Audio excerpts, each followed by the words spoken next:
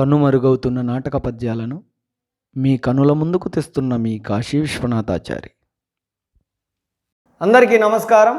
ఇప్పుడు నేను పాడుతున్నటువంటి పద్యం శ్రీ కాళ్ళకూరి నారాయణరావు గారు రచించినటువంటి చింతామణి నాటకంలోనిది. ఈ పద్యం పాడవలసిందిగా కోరినటువంటి వారు సీనియర్ కళాకారుడు, ఏపీఎస్ ఆర్టీసీ కండక్టర్గా పనిచేసి రిటైర్డ్ అయినటువంటి ఎం గంగాధర్ గారు, నల్లమాడ గ్రామం, సత్యసాయి జిల్లా నుంచి. ఇప్పుడు నేను పాడుతున్నటువంటి పద్యం యొక్క రాగం చలనాట లేదా నాట అని పిలుస్తూ ఉంటారు. ఈ పద్యం ఉన్న సందర్భం బిల్వమంగళుడు అలాగే తన భార్య అయినటువంటి రాధ వారి గృహంలో ఉంటారు. వారు మాట్లాడుకుంటూ బిల్వమంగళుడు ఈ సంసారం అనే ఈ కష్టమైనటువంటి దానిలో భార్య అనేటువంటి స్వర్గాన్ని దేవుడు పురుషుల కోసం సృష్టించినాడు అని చెప్తూ, అలాగే భార్యలను వేధించే భర్తలు ఉంటే వారి పరిస్థితి ఎలా ఉంటుంది, భర్తలను వేధించే భార్యలు ఉంటే వారి పరిస్థితి ఎలా ఉంటుంది అని వివరిస్తూ ఉంటాడు. అప్పుడు బిల్వమంగళుని భార్య అయినటువంటి రాధ అందమైనటువంటి స్త్రీలకు అందవిహీనుణ్ణి, గుణవంతులైనటువంటి స్త్రీలకు గుణవిహీనుణ్ణి భర్తగా ఇచ్చి భగవంతుడు స్త్రీలను ఎప్పుడూ పరీక్షిస్తూ ఉంటాడు. కానీ నా విషయంలో అలా జరగలేదు. నా భర్త ఎంతో అందమైనటువంటి వాడు, సంపద కలిగినటువంటి వాడు, బుద్ధి కలిగినటువంటి వాడు అని బిల్వమంగళుణ్ణి పొగడడం జరుగుతుంది. అప్పుడు బిల్వమంగళుడు ఇలా చెప్తాడు.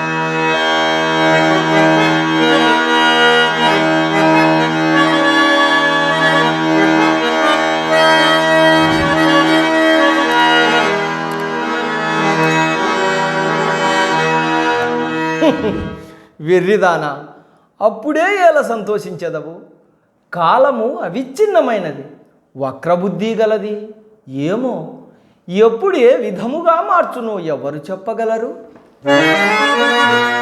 ఘనుని హరిచంద్రుకాటికా పరిజేసే మురసుతు సార్వభౌముని గజలిపే అలరంతి దేవునన్నా దురుగావించే పేదకు చేలుకు వేరు చేసే ధర్మాత్ము బలిని పాతాళంబునకు ద్రొక్కే కలుషాత్మునహు స్వర్గమునకెత్తే విప్రనారాయణు విటునిగా నొనరించే ఒడయ నంబిని భక్తియుక్తు చేసే రాధా కాలమన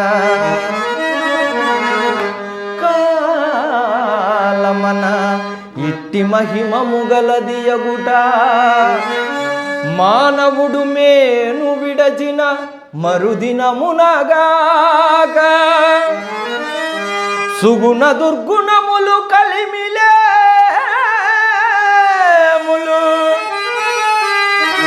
ఎన్నరాదని వజింతురు ఎల్ల బుధులు.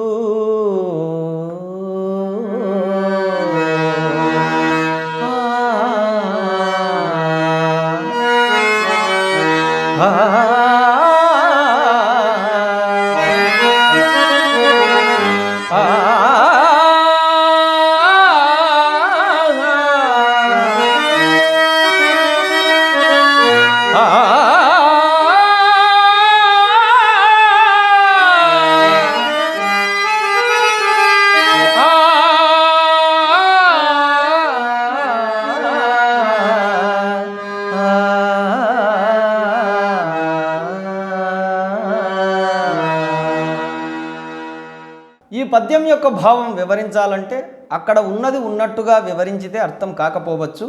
అక్కడ కొంతమంది జీవితాలను ఉదాహరించి చెప్పి కాలం ఇంత ప్రత్యేకమైనటువంటిది అని చెప్పినటువంటి పద్యం, వారి జీవితాలు గతంలో ఎలా ఉండేటివి, తరువాత ఎలా మారాయి అన్నది అక్కడ వివరించడం జరిగినది.